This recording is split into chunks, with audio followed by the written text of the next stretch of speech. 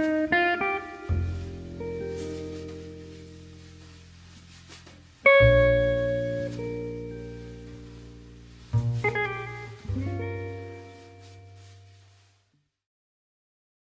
hacer una presentación más personal que académica.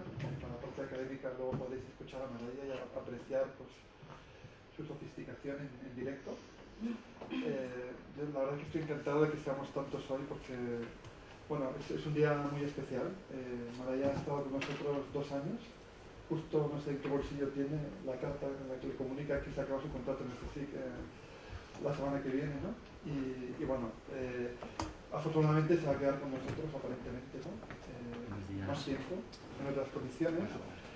Y bueno, para lo que quería comentar es que bueno, para ella, pues mirando hacia atrás, ¿no? Los últimos 2 años, Maraya ha sido una persona absolutamente insustituible en nuestro proyecto. Es imposible entender el impulso que ha tenido a todos los niveles, desde el punto de vista de lo que es responder a la parte más burocrática del proyecto, responder a las demandas del ministerio, hacer informes, preparar propuestas. Es realmente increíble la eficacia y la asombrosa, ¿no? Y el trabajo duro que Maraya ha hecho en este aspecto, también organizando conferencias internacionales, paseando investigadores por Madrid, que Maraya conoce un Madrid que nadie más conoce, ni siquiera los locales, y eso es algo... También ha estado profundamente implicada, ¿no? Junto con Chuni y conmigo en el diseño tanto estético como conceptual de la página web. Respecto al seminario de rastros y rostros que conocéis, ¿no? Porque tenemos ya un histórico bastante potente, pues Maraya también ha sido fundamental en el impulso de este seminario que va a permanecer, a pesar de que ahora pues, nos carecemos de dinero para invitar gente de fuera, cosa que es un poco... Bueno, en fin, ya conocéis todas las testimonios de SIC, pero nos buscaremos la vida porque si una cosa tiene Maraya es que siempre encuentra lo mejor en el sitio más recóndito, ¿no? También quería comentar que aparte de lo que ha trabajado Maraya dentro del proyecto y que bueno, pues ella yo la considero uno de los principales ejes, ¿no? Y los principales soportes, también ha sido una de las personas que ha movido todo el proyecto de Memorias en Red, que funciona por otra vía, y hay varias personas aquí que están muy implicadas, y que es realmente sorprendente, ¿no? Que se puede construir una joya en mitad de la oscuridad, ¿no? En mitad de la crisis, y bueno, pues estáis haciendo ahí un trabajo fantástico. Bueno, tenemos aquí una broma interna solamente para reconocer lo que es su valía y su apoyo, ¿no? Muchas veces cuando hemos pensado en alguien para dar conferencias de rastros y rostros, pues al principio escribía yo como director del proyecto Silencio Sepulcral y luego escribía Maraya, hola, y inmediatamente recibí una respuesta a vuelta de correo, con lo cual ya directamente decía Maraya, ahora tú con ellos porque pues su encanto se transmite incluso por el correo electrónico, cosa que yo no consigo. Entonces, pues tenemos esa broma, ¿no? De que siempre, oye, pues escribe tú mejor, ¿no? Porque si no, pues... además toca el violín y habla no sé cuántos idiomas, siempre es una caja de sorpresas. Que yo sepa, se mueve perfectamente, por supuesto, en holandés, en inglés y castellano, como veréis, mejor que nosotros. Búlgaro, no sé hasta qué punto, pero bien, también. Se corrobora que es verdad el rumor que decían, y luego, bueno, pues sorpresas como que vas a Facebook y te encuentras que no solamente hablas, sino que escribes perfectamente el catalán, pero esas cosas son cosas que tiene Maraya, ¿no? Que siempre aporta pues, un mundo muy rico, muy versátil, y bueno, pues que es una maravilla que estés aquí con nosotros y que buscaremos la fórmula para que sigas trabajando. Esto, bueno, pues ya sin más, te dejo, ¿no? Que presentes tu publicación que se llama Comunidades Imaginarias Internacionales y la Memoria de la Raza. Muchas gracias, María. Muchas gracias, Paco, por una presentación tan bonita, y muchas gracias por haberme dejado trabajar aquí contigo estos 2 años, que vamos, ha sido muy enriquecedor, he trabajado muy bien y por eso me quedo. Aunque no oficialmente en el centro, pero vamos, me quedo en Madrid un tiempo más trabajando y a ver qué sale desde aquí. Aunque sea un agujero negro, pero yo creo que voy a encontrar algo. No sé. Vale, voy a empezar con una cita. Me gusta sentarme delante de ese cuadro de Velázquez, el retrato de esa niña morena que nadie sabe quién fue, ni cómo se llamaba, ni por qué Velázquez la pintó, nos dijo. Los cuadros aquí y en cualquier museo representan a poderosos y a santos, a gente hinchada de arrogancia, o trastornada por la santidad o por el tormento del martirio. Pero esa niña no representa nada. No es ni la virgen niña, ni una infanta, ni la hija de un duque. No es nada más que ella misma, una niña sola, con una expresión de seriedad y dulzura, como perdida en una ensoñación de melancolía infantil. Perdida también en este lugar, en los salones ampulosos y algo desastrados de la Hispanic Society, como una niña encantada en un palacio de cuento en cuyo interior el tiempo dejó de transcurrir hace un siglo. Así es como el novelista Antonio Muñoz Molina, en su novela Separat de 2001, describe al cuadro que figura en el cartel de mi presentación. El cuadro llega a simbolizar lo que Muñoz Molina quiere significar con Separat, es decir, el destierro. La mujer que trabaja en Hispanic Society resulta haberse exiliado de España durante el franquismo, y el cuadro mismo es descrito como un cuadro exiliado, llevado al Bronx de Nueva York hacia 1900 por un multimillonario americano y que ahora se encuentra escondido en un museo poco conocido y poco visitado. Mientras contempla una reproducción del cuadro en forma de una postal, la voz del narrador se pregunta, y con esto se cierra la novela, ¿quién sabe si ahora mismo, cuando en Nueva York son las 2:15 de la tarde y aquí empieza un anochecer de diciembre, habrá alguien mirando la cara de esa niña, alguien que advierta o reconozca en sus ojos oscuros la melancolía de un largo destierro? Así, la niña desconocida que figura en la pintura de Velázquez llega a ser apropiada en la imaginación del narrador como un símbolo del destierro a través del afecto que le coge. En la novela, esta niña del siglo XVII llega a formar parte de lo que yo llamaré una comunidad imaginada transnacional.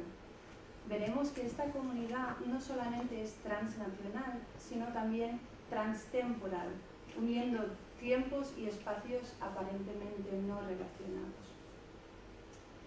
En esta presentación quiero explorar el imaginario transnacional que da lugar a los discursos por la memoria histórica de la Guerra Civil Española que se articulan dentro de un contexto transnacional. Es decir, para explicar qué pasó en España durante la Guerra Civil y la posguerra, y sobre todo para explicar por qué la memoria de ese pasado violento es importante en el presente, se hace hincapié en otros casos paradigmáticos como son la memoria de los desaparecidos del Cono Sur, la memoria del Holocausto, pero también sucesos recientes como las guerras en Bosnia. No obstante, muchas veces se trata de citas en el presente o de movimientos jurídicos en el presente, como la orden de detención de los 4 torturadores franquistas por la jueza argentina que hemos escuchado ayer. Pero yo me pregunto, ¿hasta qué punto podemos llamar a estas citas y movimientos jurídicos realmente memoria transnacional? Ya que el presente sí llega a ser transnacional, pero el pasado no. Se llegan a reutilizar prácticas, pero vaciados de su contenido anterior. Esto es, por ejemplo, parecido a la instalación de la práctica memorialística del minuto de silencio o los monumentos a los soldados desconocidos después de la Primera Guerra Mundial por toda Europa, que fue una práctica transnacional, pero que formaba en realidad la base para una memoria nacional. A raíz de esto, mi pregunta es, ¿cuáles son las bases del imaginario transnacional del que aparentemente forma parte la memoria de la Guerra Civil Española? Y otra pregunta es, ¿cómo se enlazan una memoria con otra? ¿hay una imbricación de memorias más allá de estas prácticas mnemónicas transnacionales? En todas estas preguntas hay tres palabras clave: memoria, transnacional e imaginación. La memoria, para mí, es, siguiendo la definición de Astrid L. y Anne Rigney, simplemente la reconstrucción del pasado en el presente. Entonces son todas estas historias que nos contamos en el presente sobre el pasado, tanto las historias que nos cuenta nuestra abuela, la exposición en un museo, un libro de historia o una novela. Para mí es todo memoria, entonces es una definición bastante amplia. Lo transnacional son todos los procesos que exceden las fronteras nacionales, y en mi caso prefiero la palabra transnacional a, por ejemplo, transcultural o global, precisamente porque, como veremos más adelante, creo que lo nacional sigue teniendo un cierto peso en este imaginario. Y luego la imaginación es un componente importante tanto de la memoria como de lo transnacional, y es lo que une en realidad a los dos conceptos anteriores. Benedict Anderson definió a la nación como una comunidad imaginada en cuanto a sus tradiciones, su identidad, su pasado común, y sobre todo en cuanto a la necesidad de imaginarse un pasado, un presente y un futuro en común con un otro desconocido. El antropólogo Arjun Appadurai aprecia un proceso similar en el mundo globalizado, cuando apunta que la imaginación de vidas posibles es cada vez más importante en la vida de la gente corriente. A través de los medios de comunicación o las historias de conocidos al otro lado del mundo, nos hacemos una idea de lo que es la vida allí, es decir, nos lo imaginamos. Por esto Appadurai aboga por una etnografía de la literatura, para investigar la influencia de la imaginación en nuestra vida social. Y según él, nuestra vida es inextricablemente ligada a representaciones, como por ejemplo las representaciones en el cine o en la literatura. Y si seguimos esta analogía de tener que imaginarnos espacios lejanos con el pasado como un país extranjero, the past as a foreign country, podemos decir también que necesitamos un grano de imaginación para entender vidas posibles en ese pasado. Así que la imaginación es en realidad necesaria para entender y construir o reconstruir todas aquellas vidas que no coinciden con nuestro propio espacio-tiempo.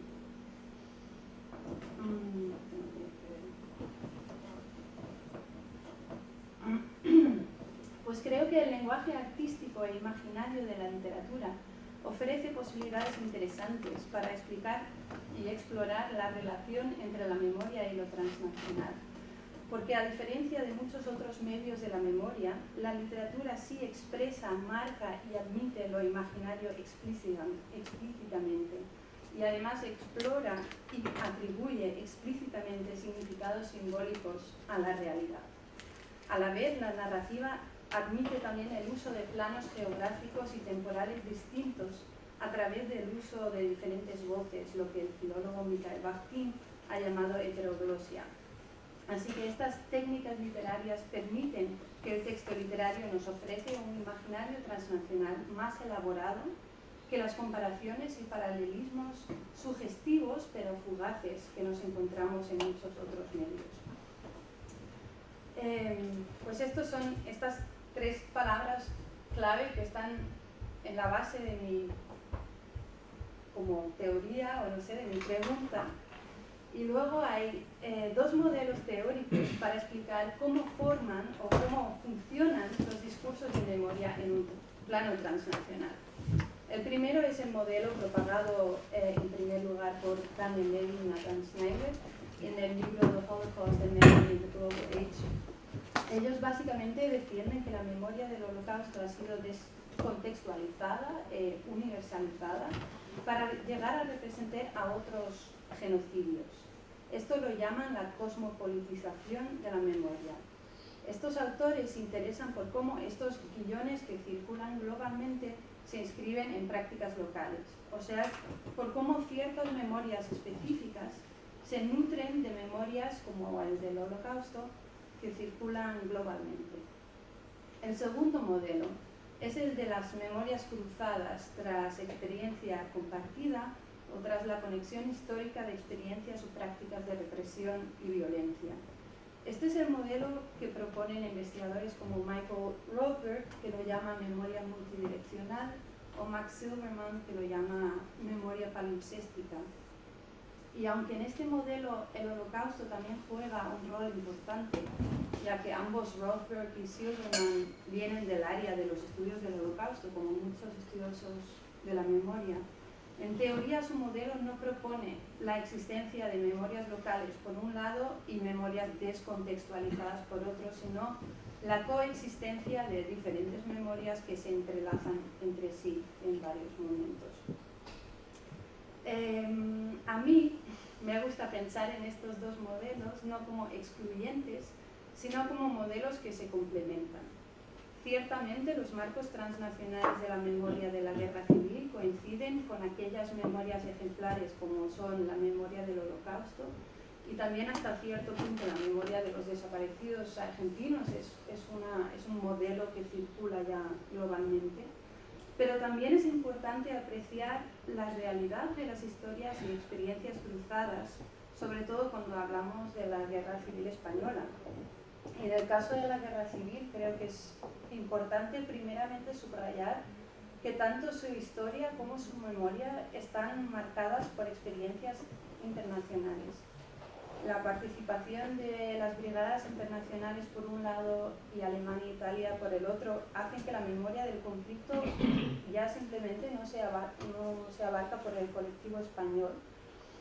Y luego, por ejemplo, Susan Sontag apunta como la Guerra Civil Española se convirtió en la primera guerra testimoniada por todo el mundo de sentido moderno, tal como nosotros testimoniamos Siria ahora mismo. Y de aquellos reportajes, por ejemplo, las fotos de Robert Capa se convirtieron en imágenes icónicas que circulan por todo el mundo.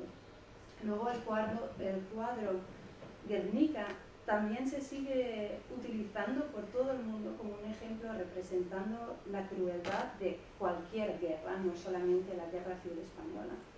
Así que podríamos decir que muy parecido a como ahora se utiliza la referencia del Holocausto para significar a genocidios contemporáneos, la Guerra Civil Española lo fue también durante mucho tiempo para significar a otras guerras. También es importante recordar el papel ejemplar que tuvo la Guerra Civil Española y las brigadas internacionales en el bloque soviético, donde la guerra civil fue estudiada y recordada como un símbolo importante de la lucha antifascista, que es otro uso internacional o transnacional de su memoria.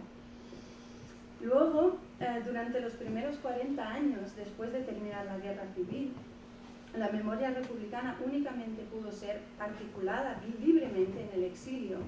Ahí desde el principio estuvo en contacto con otras memorias, como las de la Segunda Guerra Mundial, la memoria comunista en el este de Europa o relatos de memoria en América Latina. Así que la mezcla de discursos de memoria en las comunidades del exilio es algo que hubo desde el principio. Y es algo que se refleja muy bien en el trabajo de Eva, que está aquí, que ella estudia los discursos de memoria de los exiliados españoles en la región francesa de Limousin, y en su investigación apunta claramente que, por ejemplo, la matanza de Oradour-sur-Glane de la Segunda Guerra Mundial tuvo mucha influencia en la memoria de los republicanos exiliados, o sea que en realidad mezclan diferentes episodios. Pues claramente la memoria republicana de la guerra civil siempre ha sido marcada por un contexto transnacional. La memoria oficial franquista, por el otro lado, sí quería ser nacional, tanto en su orientación política como en cuanto a los marcos geográficos. Y aún más, durante el franquismo, la memoria oficial de la guerra civil quería enseñar una lección nacionalista. Quería enseñar quién pertenecía a la nación, la España verdadera, y quiénes no, la anti-España. Y la anti-España pues, fue castigada y casi literalmente expulsada del territorio nacional, al exilio, como los desterrados, en casas silenciados o en fosas comunes no identificadas, lo que Paco Fernández ha definido como el subtierro, una forma extrema de exilio interior bajo tierra en relación con los desterrados. Yo quisiera subrayar la importancia del retorno de estos dos grupos expulsados, tanto los exiliados que fueron otra vez reconocidos durante los años 90 y también los subterrados, que vuelven de los márgenes del Estado-Nación. Y ellos tienen mucho, o sea, la importancia de la vuelta de estos grupos expulsados para el nuevo interés por la memoria de la Guerra Civil Española.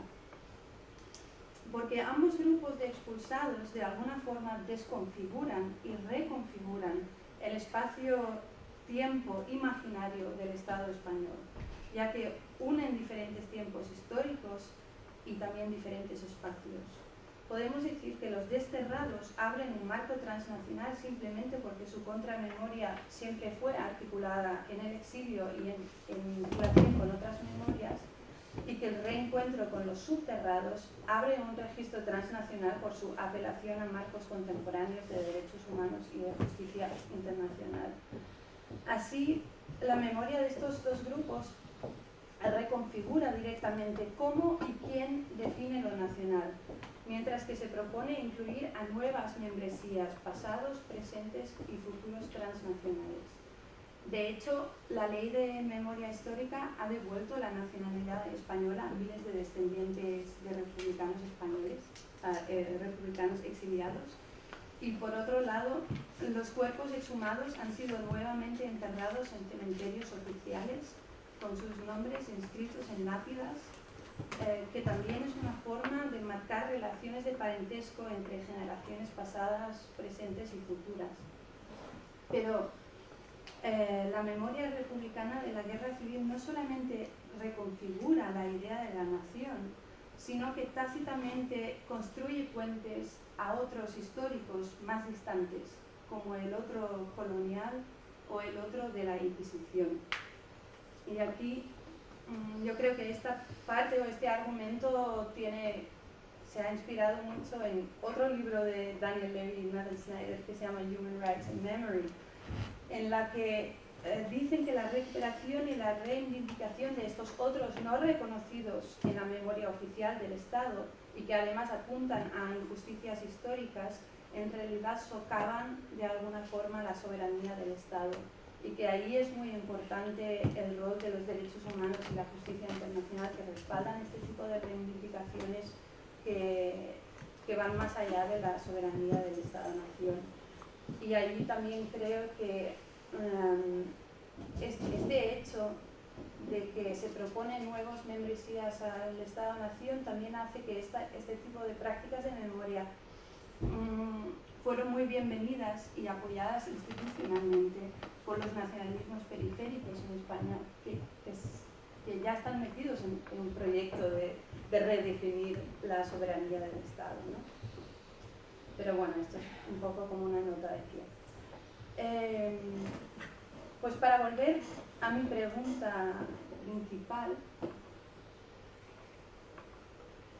de cómo se imagina lo transnacional y con ello cómo se forma una memoria transnacional, quiero señalar ahora a través de la literatura la importancia de los personajes transnacionales, más que los discursos abstractos o descontextualizados.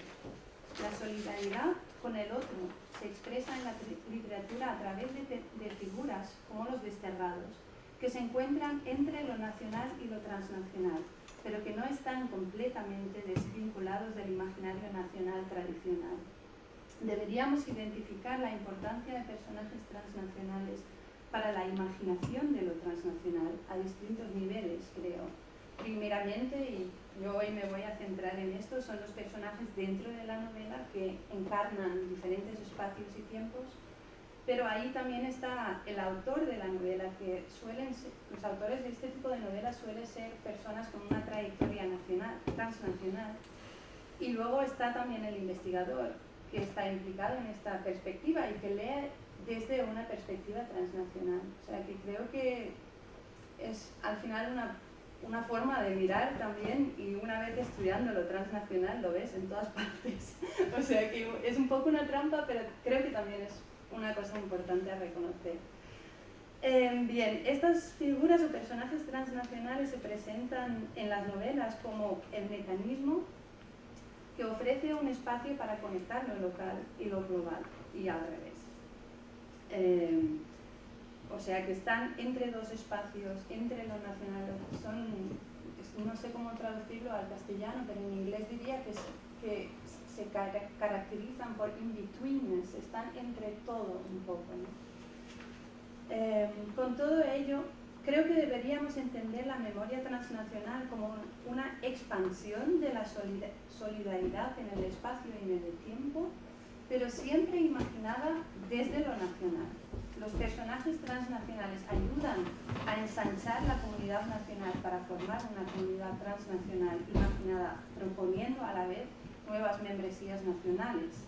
Al final, el objetivo es la reconfiguración del imaginario nacional, en este caso español, a través del reconocimiento de grupos expulsados que resurgen desde los márgenes del Estado.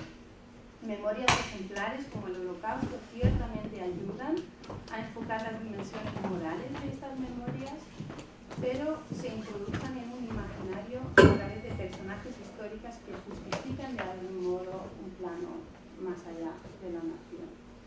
Pues voy a hablar brevemente de dos novelas que presentan la memoria de la guerra civil en un plano transnacional europeo, sobre todo en estos dos casos, y allí pues la importancia de los desterrados o personajes que encarnan diferentes espacios y tiempos.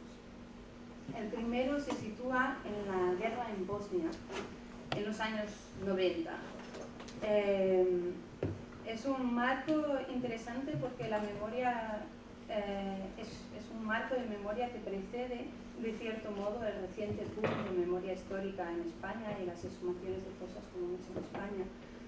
Y también es un caso interesante porque es esta guerra la que propulsó definitivamente, según Levi Snyder, la memoria del Holocausto como memoria descontextualizada y cosmopolita. En los medios de comunicación españoles ciertamente existe un eco de esta presentación de Bosnia como la vuelta de los fantasmas del pasado europeo, o sea, la vuelta del fantasma del Holocausto.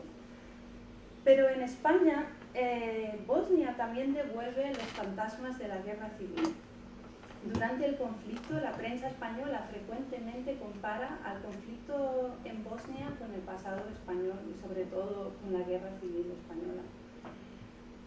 Pues en todo esto es ejemplar la novela de Juan Goytisolo que se llama El sitio de los sitios, de 1993. Pero antes de escribir esta novela, él escribió una serie de artículos periodísticos por los que ha sido atacado por comparar la limpieza étnica con el Holocausto, además de utilizar un vocabulario que recuerda indirectamente al Holocausto, con palabras como exterminio, campos de concentración, cuando hablaba de Bosnia. Pero en realidad, leyendo estos artículos, sus comparaciones con el pasado español eran mucho más abundantes y también mucho más elaboradas, pero no tuvieron crítica alguna. En sus ensayos periodísticos compara Bosnia con el asedio de Madrid, con los campos, o sea, los campos de refugiados con los campos de españoles refugiados en Argelès, pero también compara de algún modo con la expulsión de los sefardíes después de 1492, que fue una memoria muy presente en el 1992, que es cuando se celebraban los 500 años después del descubrimiento de América, no sé cómo decirlo políticamente correcto. Pues la novela El sitio de los sitios repite en realidad ese mismo marco comparativo, o sea, los campos de Argelès, el asedio de Madrid, pero ofrece más pistas para su interpretación. Y yo propongo leer esta novela como un mapa emocional o afectivo que permite al lector entender las historias cruzadas de la violencia. Es en realidad un texto bastante complicado, en que todos los personajes llegan a ser otro al que pensabas al principio y también los espacios se ven duplicados en otros espacios.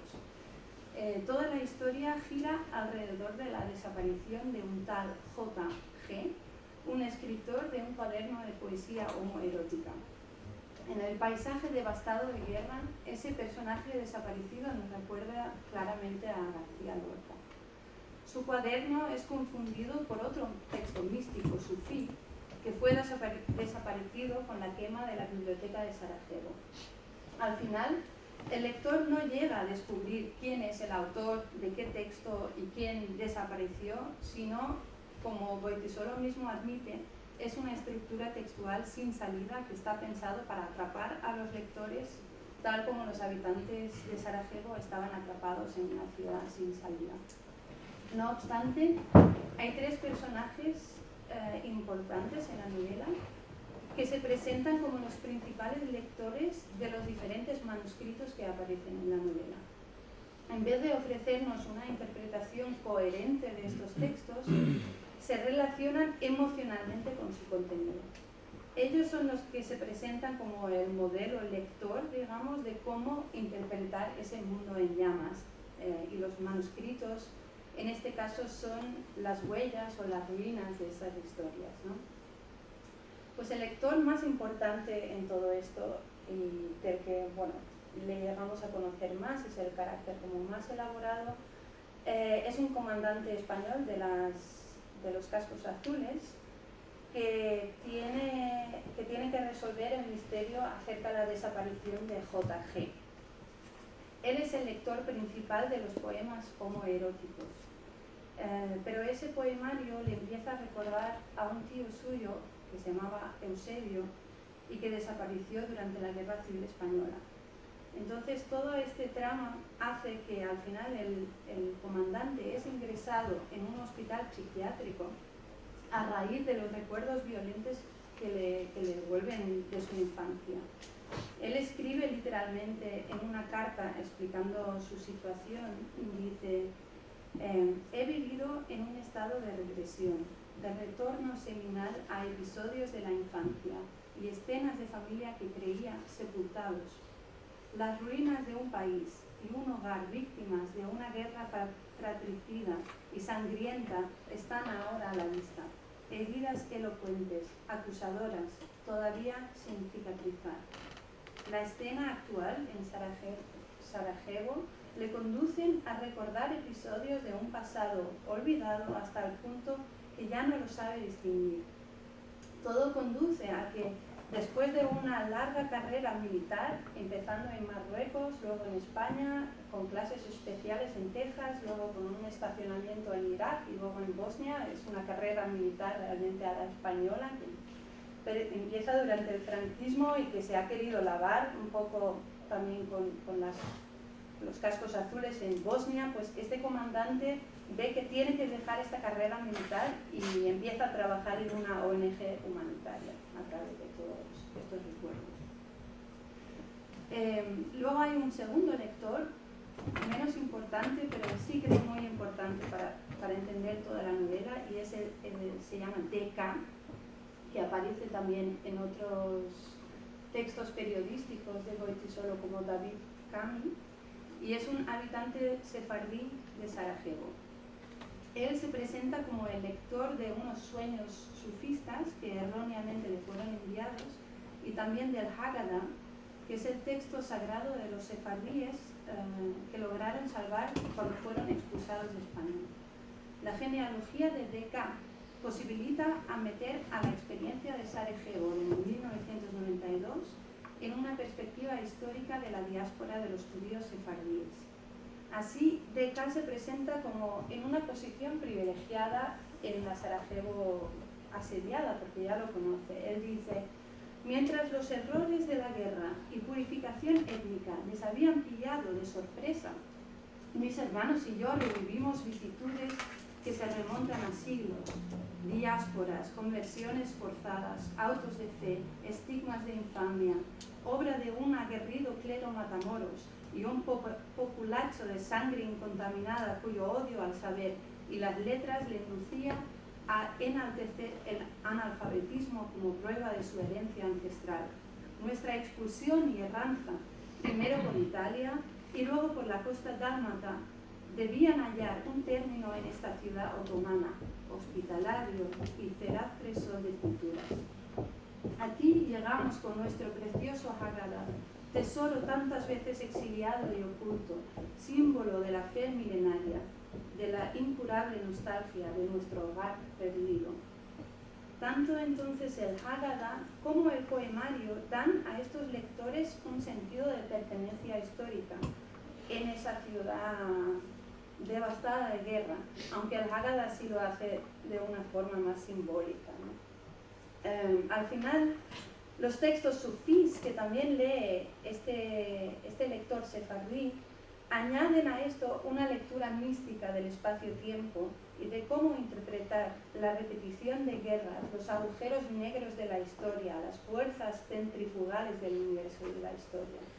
En los sueños sufís literalmente se contrae el espacio-tiempo en un presente singular y se le advierte al narrador de soltar de una vez los cargantes conceptos de tiempo y espacio. En mi interpretación, aquí el texto se eleva entonces a un nivel más abstracto en que aboga por una solidaridad entre humanos más allá de las conexiones históricas, ya que presenta un poco como una idea de todo es uno, ¿no? En su conjunto, estos tres lectores, he presentado a dos, hay un tercero que es un sarajeví, que es especialista en textos sufís en realidad, y nos explica el significado, ¿no?, de estos sueños. Pues ellos nos ayudan a interpretar las huellas de la historia. Lo que aprendemos de su lectura es la interconexión de la historia, pero no solamente a través de conexiones reales, sino también conexiones afectivas y emocionales. Son este tipo de asociaciones que Michael Rothberg interpreta como una forma alternativa a la noción de la memoria competitiva, en la que una memoria eclipsa a la otra. Aquí, en cambio, pues ayudan a crear proyecciones multidireccionales de solidaridad. Lo que yo quisiera añadir es la importancia de las historias transnacionales de estos lectores que interpretan las huellas de la historia. Solamente ellos pueden ser afectados por estos manuscritos y apreciar las interconexiones transnacionales de la historia a través de su propia experiencia. Ellos encarnan los diferentes eventos aparentemente desconectados. No solamente nos apuntan a lo que Rothberg llama las líneas cambiantes que dividen a las sociedades, sino que nos recuerdan también de las identidades múltiples que una sola persona puede englobar. Su forma afectiva de relacionar con las huellas de la historia es importante para subrayar la autenticidad de su visión transnacional del mundo a través de su propia genealogía. Pero también es importante notar que en parte su visión transnacional tiene una imprenta nacional importante. El sefardí Decá y el comandante producen una comunidad transnacional imaginada de que España no deja de ser el epicentro. En el caso de esta novela y también en otras novelas parecidas, la imaginación de historias cruzadas de la violencia ayuda a reposicionar ciertas memorias y historias que parecían olvidadas, sobre todo ahora en esa España de 1992, que celebraba su llegada a la modernidad con los Juegos Olímpicos y esa conmemoración de 1492, y lo celebraba sobre el olvido del pasado reciente y también el pasado lejano de exclusión y odio al próximo. La escena transnacional de Sarajevo pues ayuda a redescubrir un otro más próximo en los márgenes de un imaginario que al final es nacional. No sé cuánto tiempo. Mucho tiempo. Vale, pues la otra novela, Sefarad, del que he leído una pequeña parte al principio, Antonio Muñoz Molina también teje un mapa complejo de memorias del siglo XX desde una perspectiva también claramente española. Es un mapa transnacional y también transtemporal que se concentra sobre todo en el continente europeo. En la novela hay un narrador básico, que es un escritor contemporáneo, pero también se presenta en realidad como un lector, otra vez, de textos importantes del siglo XX, como los textos de Jean Améry, Primo Levi o Margaret Huber-Neumann. y también es alguien que recoge varios testimonios de la guerra civil y lo que hace en esta novela es que inserta todas estas historias, en realidad es una novela de diferentes novelas. El resultado pues es una novela híbrida, fruto de una negociación constante y de referencias entrecruzadas y también de un proceso de prestación de otros textos. Tras el narrador básico, que también es un lector de textos claves, la novela a la vez se presenta como una labor de remediación de estos textos para un público español, ya que en esa época pues, no eran textos muy difundidos en España. El narrador es un personaje transnacional en este caso y se ve claramente afectado y emocionalmente afectado por sus lecturas de estos testimonios de los errores del siglo XX europeo. Así que de algún modo también es un lector modelo, como hemos visto en Goytisolo, que nos enseña a cómo interpretar los testimonios, que en este caso son las huellas de la historia del siglo XX europeo. Lo que es interesante es que en esta novela también llegan a tener un papel primordial los personajes que encarnan lo transnacional, y de ello Primo Levi llega a ser el mayor ejemplo. Así se destaca la identidad híbrida de Primo Levi como italiano, judío y sefardí. Cabe añadir aquí que la identidad sefardí en esta novela le fascina a este lector narrador y hasta la quiere inventar en muchas situaciones. Así, por ejemplo, presenta a una danesa que conoce en un tren que se llama Camille Pedersen Safra y que abarca las identidades francesas, danesa y sefardí. Para él ese nombre es un enigma, una promesa cifrada. Aún más, el narrador admite que le gustaría inventar que la mujer judía pelirroja que baila con el soldado de la División Azul en Estonia fuese sefardí y que pudieran establecer así lo que dice melancólica complicidad de una patria secreta común. Durante la novela, pues Primo Levi llega a ejemplificar la relación entre Separat y el Holocausto, pero para acercarse al Holocausto desde una perspectiva española. Alejandro Baer sugiere en su artículo The Voice of Separat que la memoria de Separat podría en realidad ofrecer claves para un acercamiento entre la memoria histórica en España y el Holocausto por otra parte. Baer apunta a la línea directa entre la intolerancia de Franco y la España de la Inquisición, una línea, por cierto, que el mismo régimen también citaba y que también se evoca en la novela. Según Alejandro Baer, la Segunda República y Separat pueden entenderse como contramemorias entrelazadas que representan a la España tolerante. La historia del éxodo sefardí se utiliza para crear un puente entre la memoria de la guerra civil y la memoria del Holocausto. Aún así, en la novela Separat el Holocausto no llega a narrarse directamente. En vez de ocupar ese vacío, lo que hace Muñoz Molina es rodear ese testimonio de Primo Levi con una espiral de personas que en realidad son transnacionales. He mencionado ya a Camille Pedersen Safra, que abarca diferentes marcos sociales y que ha adquirido esa condición social transnacional tras su destierro. Pero luego también hay otro señor que se llama Salama, que abarca los colectivos húngaro, español, judío y luego español en Marruecos. Luego el mismo Primo Levi, que es italiano y sefardí. Así que dibuja como una espiral en que tras estos personajes, paso a paso, nos acercamos a la memoria de otro país, porque ellos hacen de puentes enlazando diferentes memorias. Pues como hemos visto en el sitio de los sitios de Goytisola, en esta novela también se presenta una comunidad transnacional imaginada con el epicentro en España. Muñoz Molina lo llega a expresar con las palabras de la melancólica complicidad de una patria secreta común. La historia del siglo XX europeo o la ciudad devastada de Sarajevo sirven en estas novelas como espacios concretos para darse cuenta de la memoria marginada de una España tolerante. A través de los personajes Lo transnacional literalmente llega a formar parte de una nueva comunidad imaginada. La comunidad transnacional imaginada se produce sobre todo a través de un mapa afectivo y emocional con un importante ingrediente nacional. En el sitio de los sitios,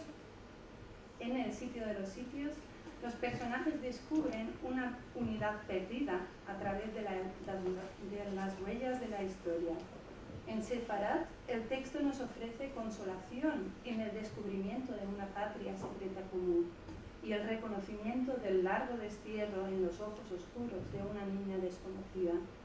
La niña desconocida de Velázquez representa esta apropiación e inclusión de los olvidados y marginados transnacionales y transtemporales de la historia de España. En estas dos novelas, en las que predomina el marco europeo, la historia lejana del éxodo sefardí llega a tener un papel importante para imaginar los enlaces entre diferentes historias aparentemente desconectadas. También tienen importancia los textos escritos como huella de la historia. En otras novelas que se orientan más hacia el cono sur, la historia lejana del colonialismo llega a cobrar esa misma importancia. También allí es importante el modo afectivo y emocional en que los personajes lectores transnacionales se relacionan con las ruinas y las huellas de la historia. En las obras en las que los subterrados o los desaparecidos llegan a cobrar más importancia, podríamos decir que el cuerpo llega a ser la huella de la historia, que en la novela es interpretado por un lector o alguien que lo ve, pero transnacional. Pues como vemos, por ejemplo, en la novela La Sima, de José María Merino, el narrador principal nos dibuja también un mapa transnacional y sobre todo transtemporal de memoria a través del afecto que le produce el cuerpo exhumado. Un mapa que incluye la memoria de las guerras de la Reconquista, las guerras coloniales, las guerras carlistas, para así enlazar a todos estos otros expulsados de la historia de España, enterrados en fosas comunes, producidos por una cadena de odio a través de la historia. Pues en conclusión, esas vidas transnacionales del pasado y del presente ayudan a imaginar solidaridades más allá de la nación y reconstruir la memoria de esa otra España solidaria, como dice Alejandro Baer. Las vidas transnacionales que ha producido la historia a través del tiempo llegan a ser los mediadores que conectan los discursos globales y descontextualizados con los discursos locales. Finalmente, para definir la memoria transnacional, creo que la vertiente de tiempo, o sea, lo transtemporal, es un aspecto fundamental, tanto como el espacio. O sea, nos lo tenemos que imaginar no solamente en algo horizontal, en que diferentes espacios se conectan, sino también en algo vertical, en que vamos, o sea, hasta la historia más lejana para encontrar diferentes enlaces en el mundo. Pues eso es. Muchas gracias.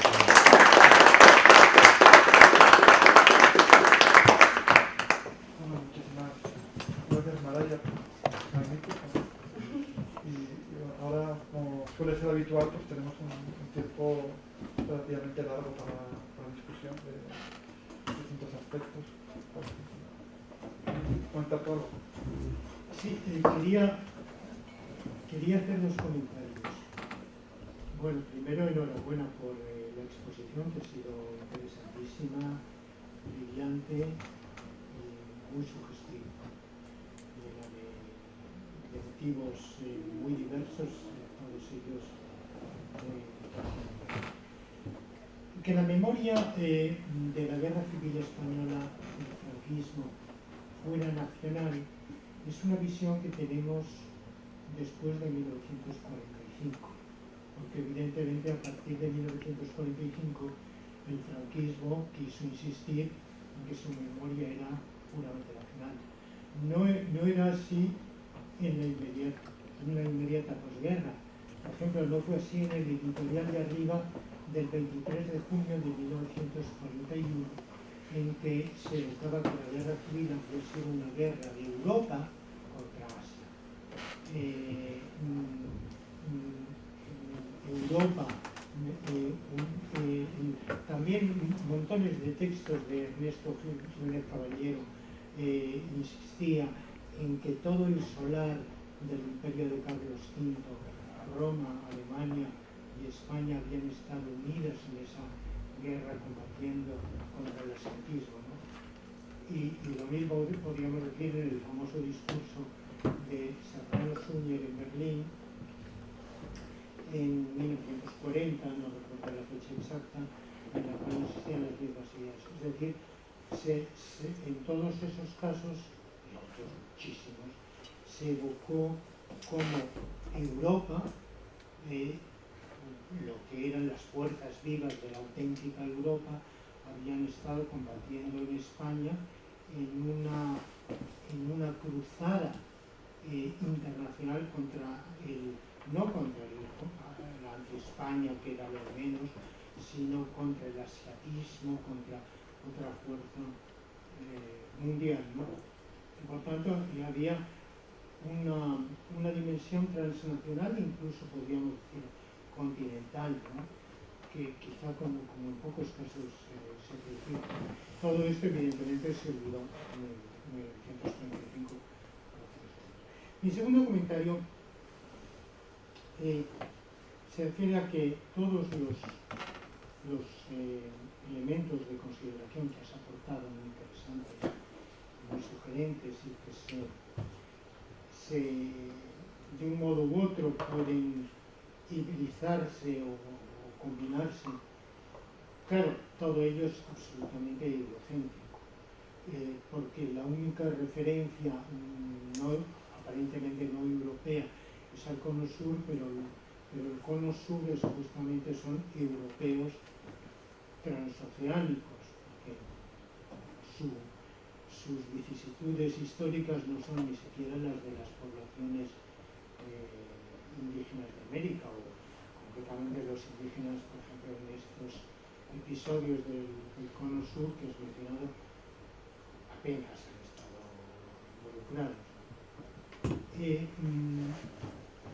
Claro, ¿qué pasa con las tragedias del siglo XX extraeuropeas, ¿no? Por ejemplo, los 25, 26 millones de muertos por la colonización belga en el Congo, ¿no? El rey Leopoldo. Mucho más reciente, que se está ventilando ahora ante los tribunales ingleses, la matanza que en los años 50 perpetra Inglaterra en Kenia para aplastar a la rebelión del Mau Mau, o tantas otras cosas intermedias. Por ejemplo, ahora que se habla de los gases en las guerras, la utilización por Winston Churchill de los gases de combate y de exterminio para aplastar la insurrección de las tribus del norte de la India en los años inmediatamente siguientes a la Primera Guerra Mundial, ¿no? Todo esto ha merecido muy poco el reconocimiento de la memoria transnacional, porque los europeos norteamericanos se han interesado. Pero con todo ha habido algunas excepciones. Por ejemplo, la matanza de abril de 1927 en Shanghái, por ser Shanghái una ciudad internacional, por las concesiones internacionales y sobre todo por las novelas de Malraux, como La Condición Humaine,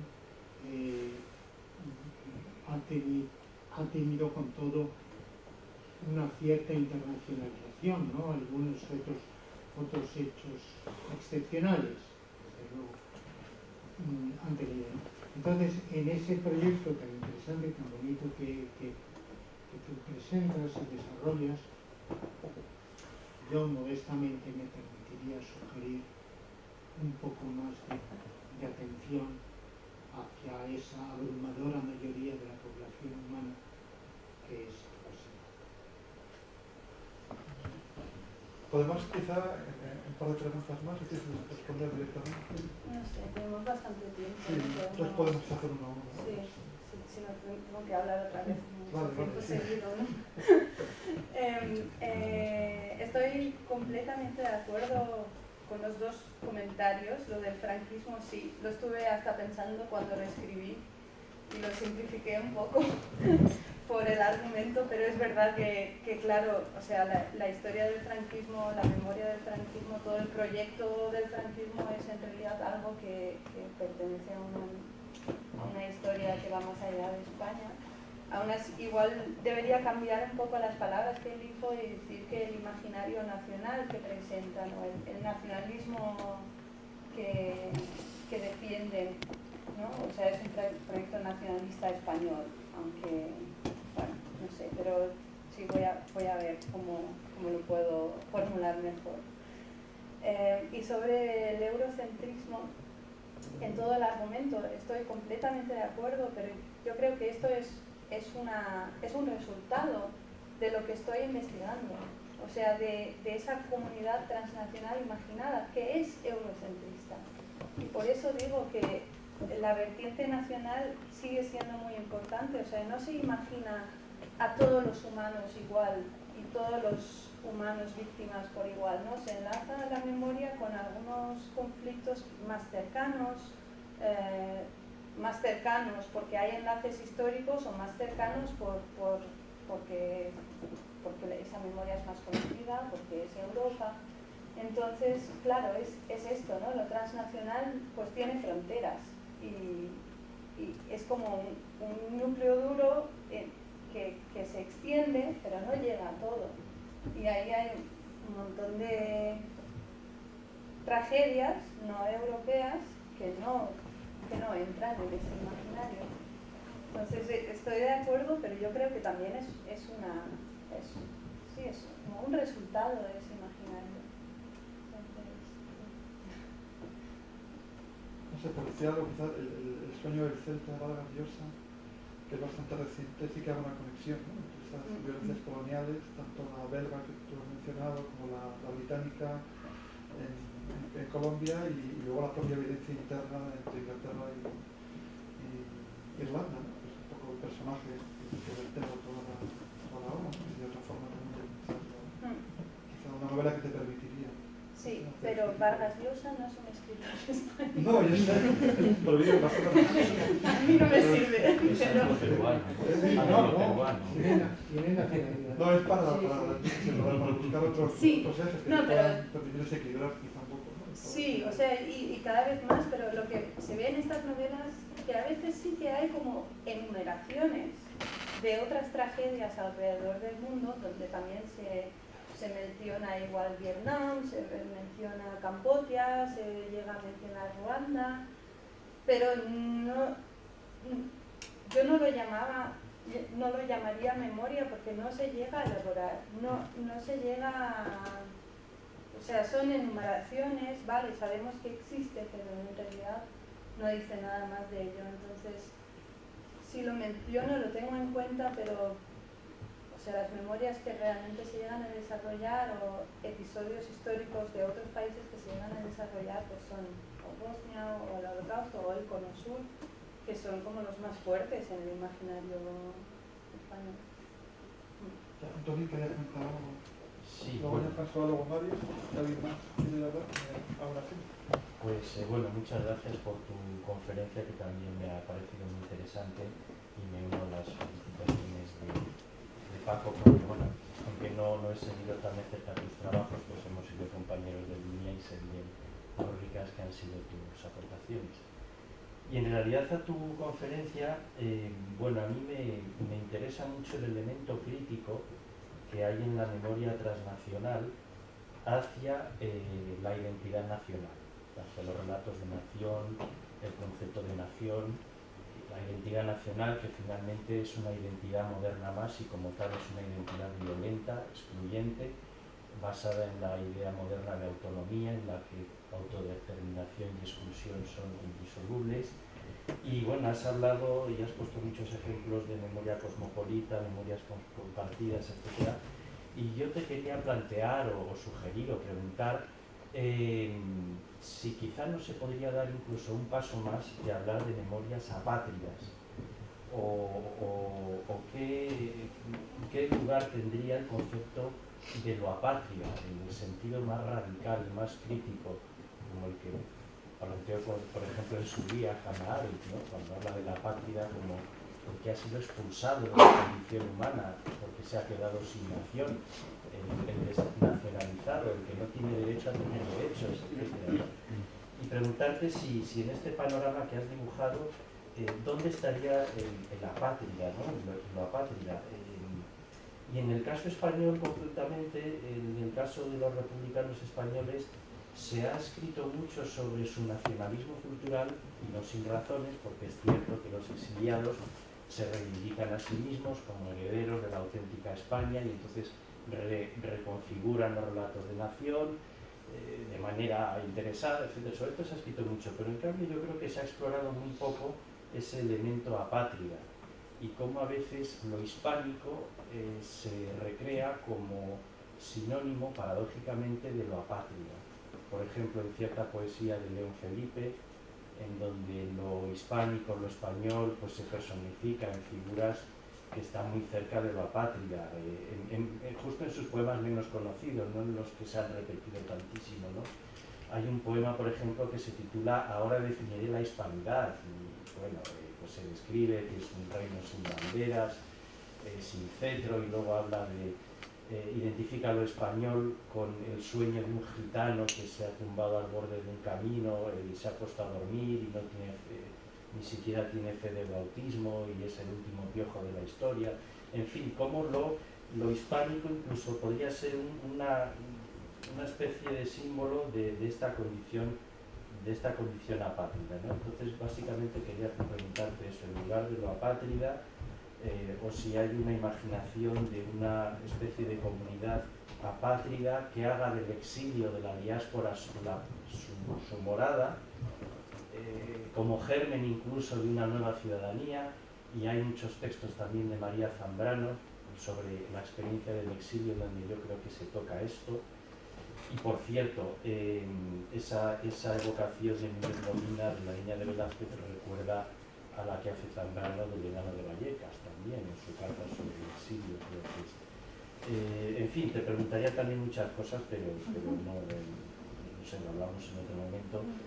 Por ejemplo, me he acordado mucho de Max Aub cuando has aludido a la memoria sefardita como puente entre la memoria de la guerra española y del Holocausto, aun cuando Aub fuera un judío no militante, ¿no? Por decirlo así, o no practicante, pero yo creo que en su escritura hay algo de esta idea de diáspora, ¿no? Y bueno, y ya solamente aludiste al término in-betweenness, que me resultó muy sugerente preguntarte ese término donde quién lo ha utilizado, alguna referencia. No sé si puedo responder a tu pregunta. No, me parece súper interesante, pero en realidad lo que yo, o sea, bueno, por ejemplo, Goytisolo se podría entender como un apátrida voluntario, ¿no? Que no quiere vivir en España, que no se quiere definir como español, pero aún así lo español es como el núcleo de todas sus novelas, su experiencia. O sea, no se quiere definir, pero lo define como un agujero que está allí, que va rodeando y luego, o sea,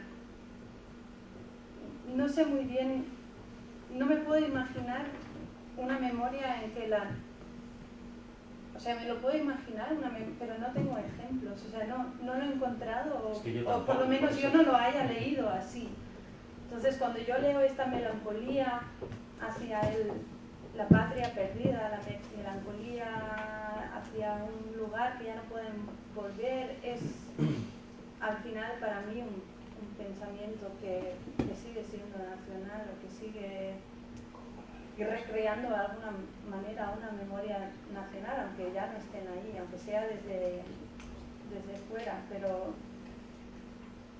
no sé, lo voy pensando igual. A veces hay que como cambiar un poco de enfoque también para leer cosas que que no ves porque en realidad no has pensado en ese concepto, en esa situación, ¿no? Pero es que no podría... Pero y luego, claro, que hay, yo en realidad estudio pues novelas que han salido ahora en los años 90 y los años 2000, pero claro, Max Out, por ejemplo... Sí, hay anterior, claro. Sí, hay un montón de escritores que salieron durante el franquismo, desde el exilio, escribieron un montón de novelas que también presentan ese mismo tipo de tramas. Sí, son un poco, y también, claro, como todas las novelas son al final intertextuales, y Separate Antonio Muñoz Molina es hiper intertextual, entonces ahí se repiten un montón de tramas de otras novelas, y no voy a mirar lo de Zambrano, pero podría bien ser que lo haya copiado, que lo haya prestado de ahí, porque esa novela en realidad es como todo prestación, entonces sí. No, yo creo que es muy difícil distinguir dónde termina una cosa, lo transnacional, y dónde empieza lo apátrida, ¿no? Que es un concepto que tampoco deja de ser muy escurridizo, muy vago, y en fin, sí que es complicado, ¿no? Entonces, vamos, me ha parecido interesantísimo. Sí, lo vamos hablando, lo vamos pensando. Sí, muchas gracias. Pues voy a intentar hacer un ejercicio de objetividad ya, tanto por mi sentimiento de amistad contigo como por mi respeto intelectual, porque realmente creo que tu exposición fue súper interesante. Bueno, hay muchas cosas que me sorprendieron muchísimo. Bueno, habré muchas cosas, habré muchas preguntas, mi punto de vista. Para empezar, va un poco en el mismo sentido, pero quizá más de una perspectiva antropológica. Me pregunto un poco, veo que a veces tú nos hablabas un poco como si fuera un terremoto, ¿no? Que tiene como un centro que era nacional y que de golpe no se extendía al transnacional. A un momento no me acuerdo muy bien la parte que hablaba de eso. Pero bueno, en este sentido me pregunto todavía dónde está un poco la noción también de cultura, entre comillas. No cultura como cultura estática, pero como cultura dinámica, ¿no? Más o menos cómo se expresa, se extirpa a nivel transnacional. Digo eso porque me parece súper interesante pues, esta idea de reconfiguración del imaginario y también del espacio, ¿no? Y yo iría un poco más allá de la vida, ¿no? Como dice Nietzsche. Y ahí yo creo que tú puedes tener cosas muy interesantes para tener justamente categorías, de alguna manera, un poco para hablar de expatriación o a lo mejor cosas que son categorías quizá un poco más universales para poder conectar esta idea de nacional y transnacional. Yo no sé, Nietzsche, por ejemplo, es un concepto que uso mucho, pero por ejemplo él hablaba de memoria monumental, ¿no? De memoria anticuaria, es decir, ancestral, que en un momento lo toca mucho también, y memoria crítica, ¿no? Que son un poco los tres. Y de alguna manera lo que él dice es que había un conflicto entre la interioridad, ¿no? Y la exterioridad de esta memoria, básicamente del contenido y la forma, ¿no? Y decir que a lo mejor había contenido pero no había forma de la memoria. Pues dentro de este contexto transnacional me gustaría saber un poco cómo se podría ubicar. Va también, por supuesto, con la cultura y, por supuesto, con la construcción de la identidad. Quizá por de formación profesional, pero